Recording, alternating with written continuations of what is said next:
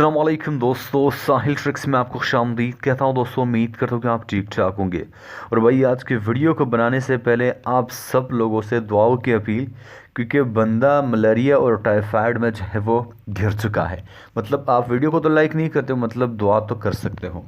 आज की वीडियो में बात करने वाले हैं सऊदी अरब गवर्नमेंट का एक और फाइनल वार्निंग, जहाँ पे मैं कई बार आपको वीडियोज़ में जो है वो बताता हूँ कि जो अनाउंसमेंट आती है सऊदी अरब गवर्नमेंट की जानिब से, आपको उसी टाइम पे उस चीज़ को फॉलो करना है।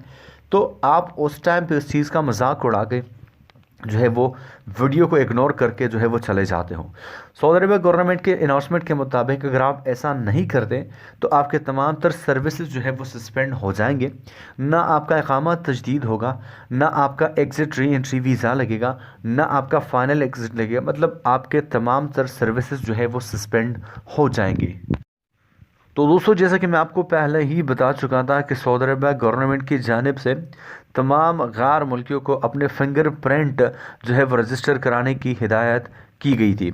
और जितने भी सऊदी अरब में रहने वाले लोग हैं और उनके जितने मुनाफिकीन हैं, उन सब को अपने फिंगर प्रिंट रजिस्टर कराने की हिदायत दी गई थी। जिनके उम्र 6 या इससे ज़्यादा है, उन सब को अपने फिंगर प्रिंट्स जमा कराने की हिदायत की गई थी, ताकि उनके तमाम तर सर्विसेज को जो है वो कंटिन्यू किया जाए।